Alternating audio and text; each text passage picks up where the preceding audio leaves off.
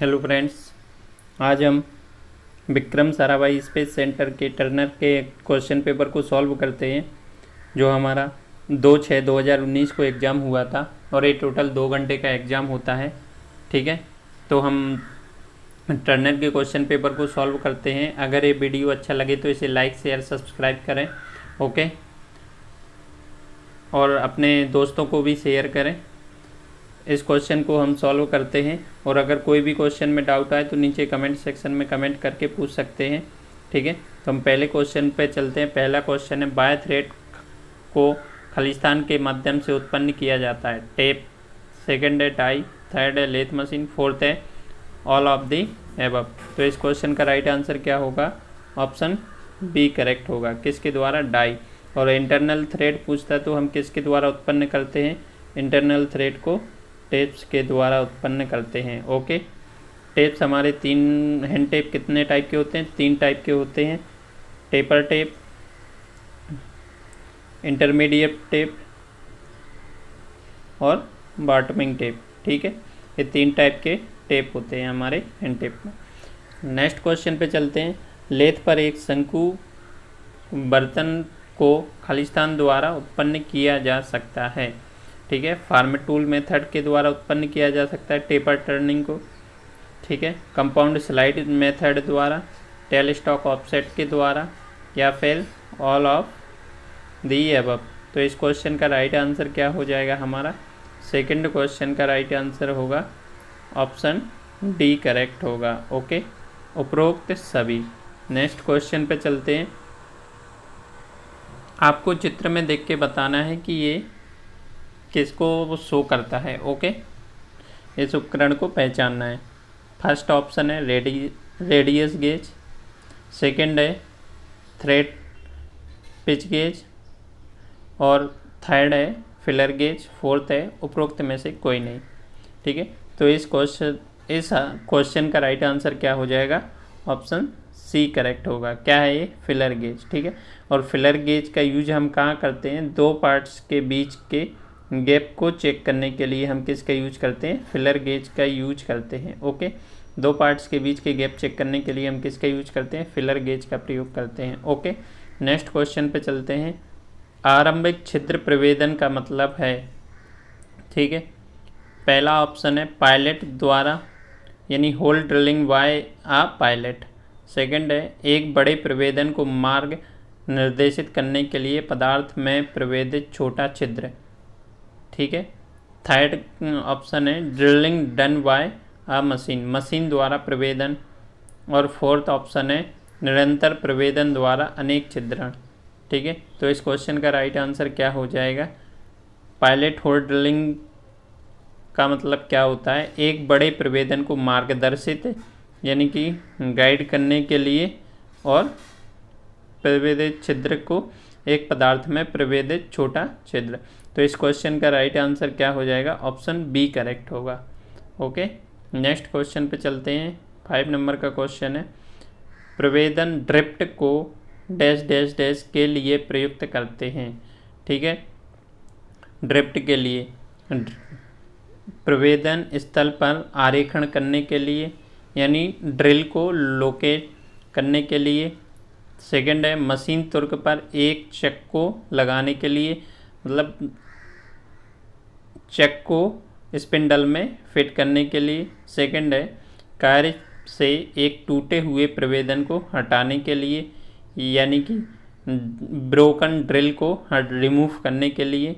या फोर्थ है मशीन तुर्क से प्रवेदन को हटाने के लिए। ठीक है, यानी कि removing the drill from the machine spindle. तो इस क्वेश्चन का राइट आंसर क्या हो जाएगा? ऑप्शन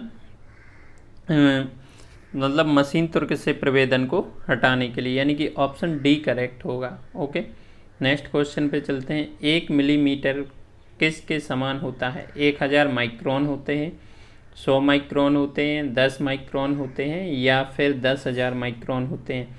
तो 1 mm में कितने माइक्रोन होते हैं? 1000 माइक्रोन होते हैं, यानी इस क्वेश्चन का राइट आंसर क्या होगा? ऑप्शन ए करेक्ट होगा। ओके, नेक्स्ट क्वेश्चन पे चलते हैं।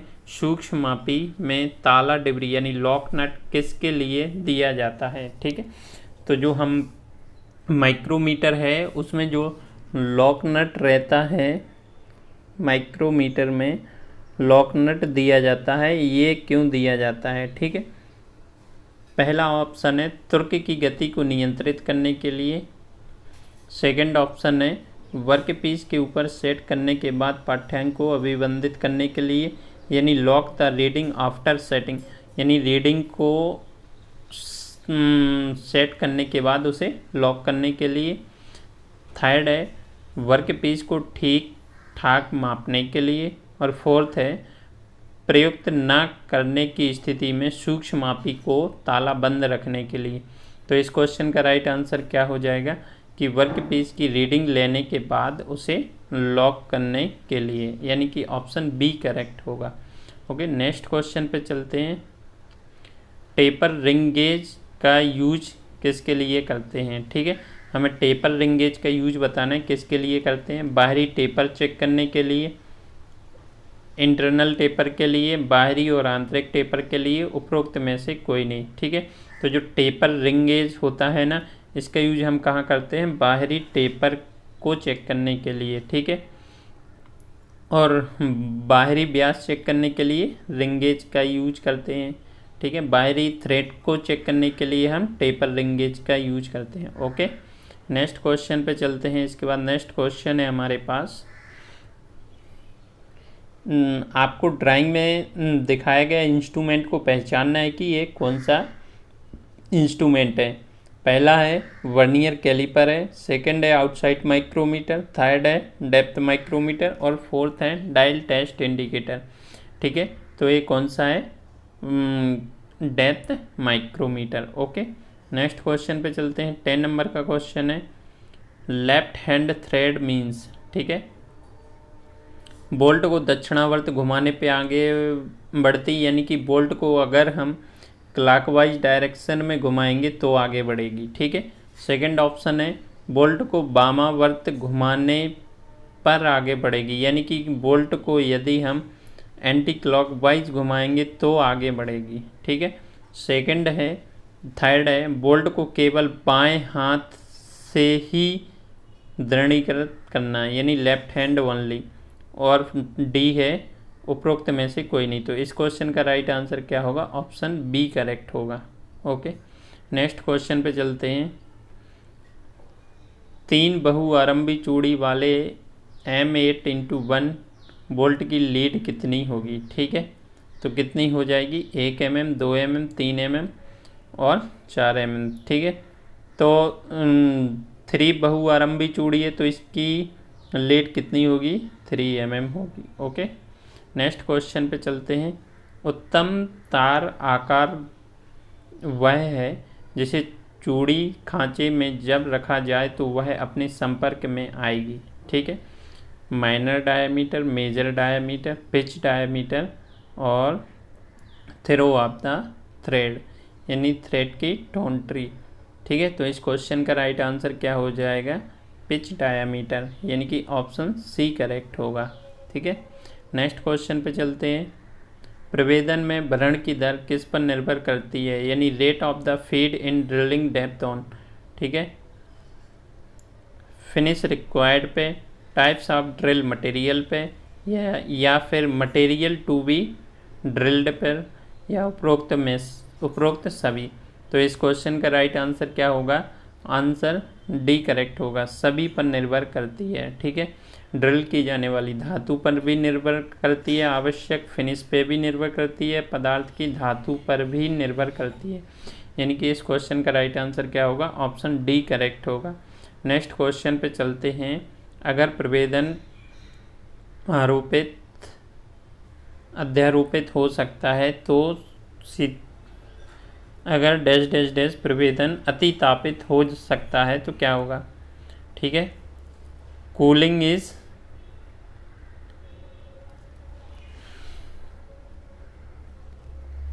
शीतलन अप्रभावी रहा तो प्रवेदन तीक्ष्ण ना हो। ठीक है, थर्ड है अस्पर्शी कोण गलत है, यानी क्लियरेंस एंगल इज इनकरेक्ट। और डी है उपयुक्त सभी। तो इस क्वेश्चन का राइट आंसर क्या हो जाएगा?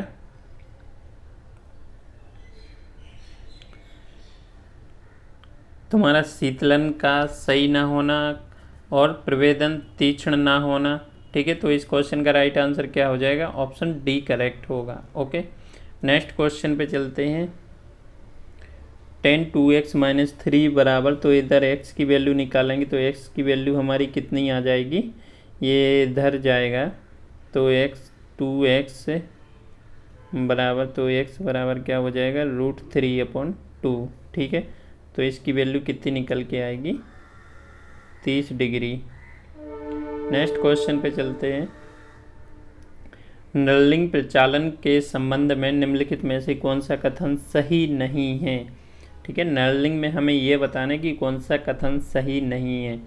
पहला है नर्लिंग प्रचालन उच्च वेग में किया जाना चाहिए, तो ये बिल्कुल गलत है। ठीक है, नर्लिंग कभी भी अधिक स्पीड पर नहीं करना चाहिए। ठीक है, तो ये ही हमारा गलत है। ठीक है, इस क्वेश्चन का राइट आंसर क्या होगा? Option A. नेक्स्ट क्वेश्चन पे चलते हैं। हैंड रीमर को छिद्र में डैश डैश डैश द्वारा ले जाया जाता है। ठीक है, यानी कि इस क्वेश्चन का राइट आंसर क्या होगा? ठीक है, हैंड रीमर में क्या होता है? Short bevel lead, long taper lead और स्ट्रेट फ्लूट्स और स्क्वायर एंड। तो इस क्वेश्चन का राइट आंसर क्या हो जाएगा? लॉन्ग टेपर लीड, यानी कि ऑप्शन बी करेक्ट होगा। नेक्स्ट क्वेश्चन पे चलते हैं। टेलीस्टॉक को ऑफसेट करते समय टेपर के कर्तन का सिद्धांत क्या है? ठीक है, जॉब को अक्ष को लेथ के अक्ष के सीध में ना रखकर टूल के लेथ अक्ष के समांतर संचालित किया जाता। ठीक है, तो इस क्वेश्चन का राइट आंसर क्या है? ऑप्शन ए ही करेक्ट होगा। ओके, नेक्स्ट क्वेश्चन पे चलते हैं। इंजीनियर आरेखन में आधार डैश डैश डैश के काम आता है। वस्तु की ज्यामिति परिभाषित करने के संदर्भ में, आरेखन विमोचन होने की तिथि पहचानने में, आरेखन के विन्यास को परिभाषित करने के संदर्भ में या आरेखन के प्रक्षेप के संबंध में। ठीक है, तो इस क्वेश्चन का राइट आंसर क्या होगा? वस्तु की ज्यामिति परिभाषित करने के संदर्भ में। ऑप्शन ए करेक्ट होगा। नेक्स्ट क्वेश्चन पे चलते हैं। जब केंद्र पर टूल घूर्णन अक्ष से लंब गति पर चलता है तो क्या होगा? ठीक है, वह एक बेलनाकार पृष्ठ उत्पन्न करता है, वह एक सपाट पृष्ठ उत्पन्न करता है, वह एक टेपरित पृष्ठ उत्पन्न करता है और उपर्युक्त में से कोई नहीं। तो इस क्वेश्चन का राइट आंसर क्या हो जाएगा? ऑप्शन बी करेक्ट होगा, वह एक सपाट पृष्ठ उत्पन्न करता है। ओके, नेक्स्ट क्वेश्चन पे चलते हैं। निम्न में से कौन संयोजन सेट का एक भाग नहीं है? ठीक है, तो देखो प्रोटेक्टर हेड तो है, ठीक है, पुच्छ शीर्ष यानी कि टेल हेड, ठीक है, सेंटर हेड भी होता है और स्क्वायर हेड भी होता है। तो इस क्वेश्चन का राइट आंसर क्या हो जाएगा? ऑप्शन बी करेक्ट होगा। ओके, नेक्स्ट क्वेश्चन पे चलते हैं। निम्नलिखित में से कौन चूड़ी के व्यास का पता लगाने का एक प्रभावी तरीका नहीं है? ठीक है, तो देखो 3 point micrometer, 2 wire method, 3 wire method और दी वी ब्लॉक मेथड। ठीक है, तो इस क्वेश्चन का राइट आंसर क्या हो जाएगा? ऑप्शन डी करेक्ट होगा, वी ब्लॉक मेथड। यानी कि हम यहाँ पर 3 पॉइंट माइक्रोमीटर से भी, 2 वायर मेथड से भी और 3 वायर मेथड से भी ज्ञात करते हैं, लेकिन वी ब्लॉक से हम चूड़ी के व्यास का पता लगाने का ये तरीका नहीं है। ओके, नेक्स्ट क्वेश्चन पे चलते हैं। आसंजक आबंधन संधि है, ठीक है, 23 नंबर का है। स्थायी संधि,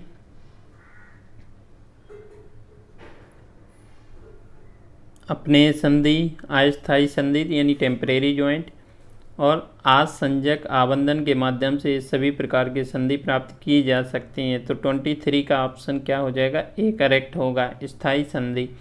नेक्स्ट क्वेश्चन पे चलते हैं। मापन प्रणाली में याच्छादक त्रुटियां डैश डैश डैश के कारण होती हैं। ठीक है, तो देखो इस क्वेश्चन का राइट आंसर क्या हो जाएगा, पर्यावरण परिवर्तन के कारण, अंशांकित उपकरण के प्रयोग से, हीन केबलिंग के अभ्यास से, या अप्रत्याशित प्रभाव से। तो इस क्वेश्चन का राइट आंसर क्या हो जाएगा,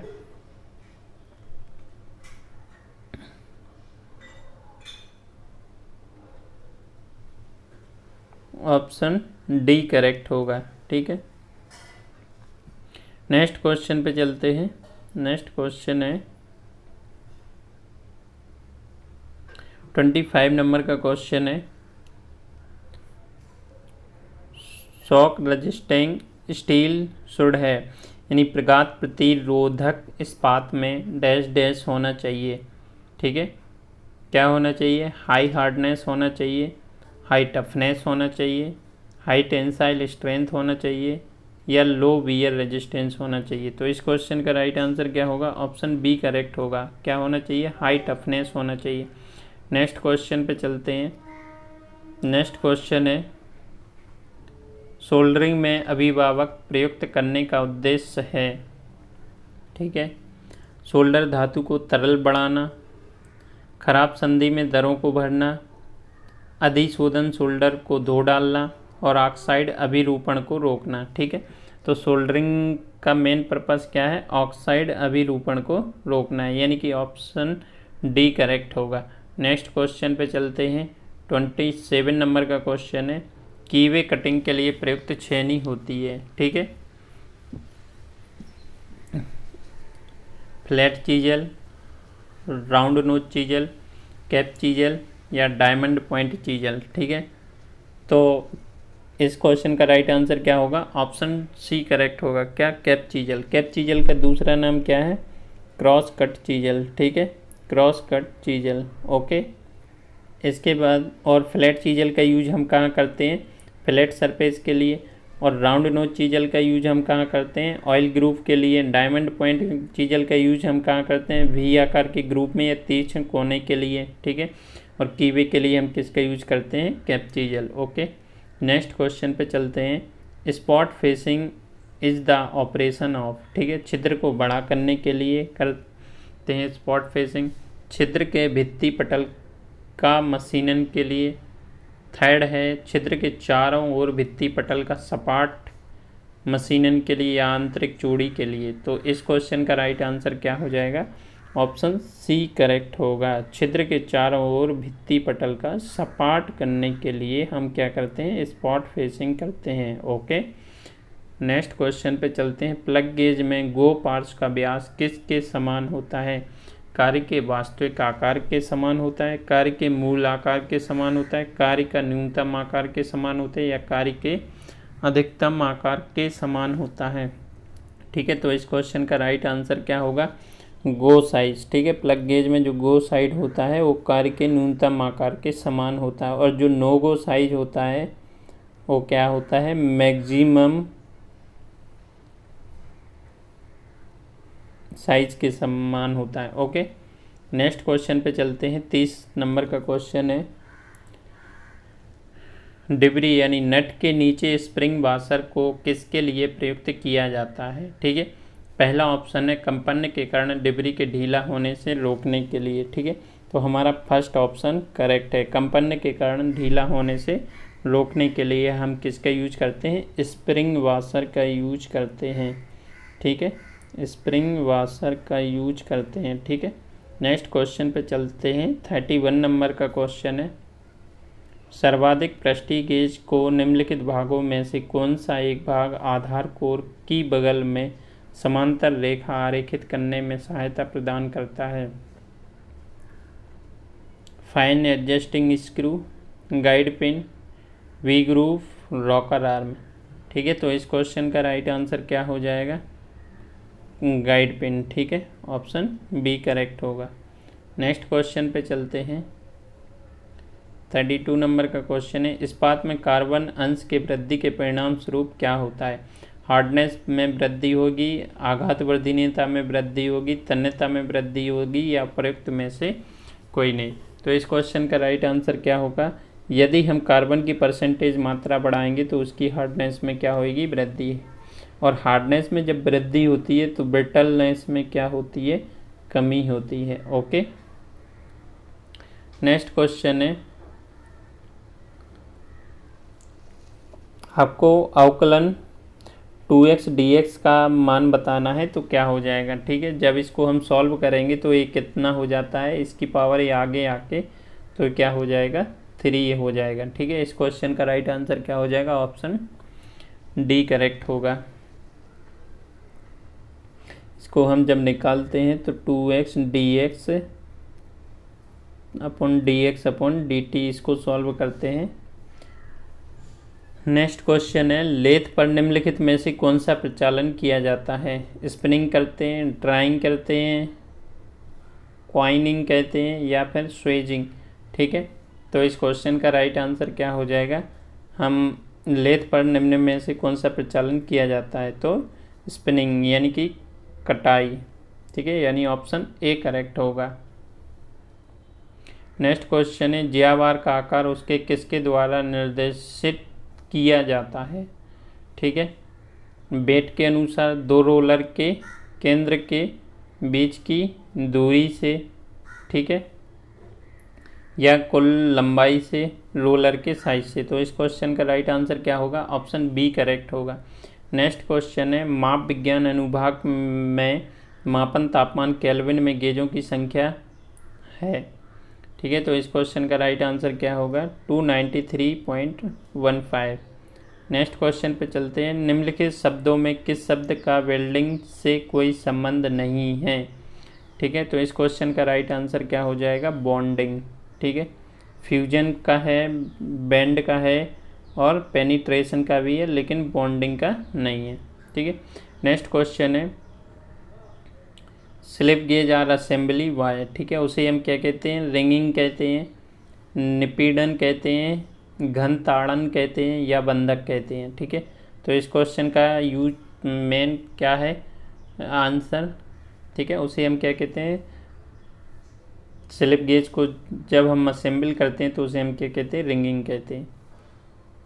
H7G6 कौन सी फिट है? ठीक है, तो सबको मालूम है कौन सी फिट है? क्लियरेंस फिट है। नेक्स्ट क्वेश्चन पे चलते हैं, ट्रिपिनिंग निम्नलिखित में से कौन सा एक तरीका है? थ्रेड बनाने का, छिद्रों को बंद करने का और छिद्रों को बनाने का, या बेल्ट मणिका में मिश्रण करने के लिए। ठीक है, तो इस क्वेश्चन का राइट आंसर क्या हो जाएगा? ठीक है, ट्रिपिनिंग, ये बड़े होल बनाने के लिए, यानी कि ऑप्शन सी करेक्ट होगा। ठीक है, नेक्स्ट है, पृष्ठ गठन के प्रत्येक मापन के उद्देश्य से चयनित परिच्छेदिका की लंबाई डैश डैश डैश कहा जाता है। ठीक है, तो इस क्वेश्चन का राइट आंसर क्या हो जाएगा? सैम्पलिंग लेंथ, रेफरेंस लंबाई, मानक लंबाई, या मापित लंबाई। तो इस क्वेश्चन का राइट आंसर क्या हो जाएगा? ऑप्शन ए करेक्ट होगा। ठीक है, सैम्पलिंग लेंथ। ये हमारे 40 क्वेश्चन कंप्लीट हुए। इसके बाद नेक्स्ट क्वेश्चन को हम नेक्स्ट वीडियो में कवर करते हैं। ओके, अगर वीडियो अच्छा लगे तो इसे लाइक शेयर सब्सक्राइब ज़रूर करें। ठीक है, अगर कोई भी डाउट हो तो इसे नीचे कमेंट सेक्शन में कमेंट करके पूछ सकते हैं। ठीक है।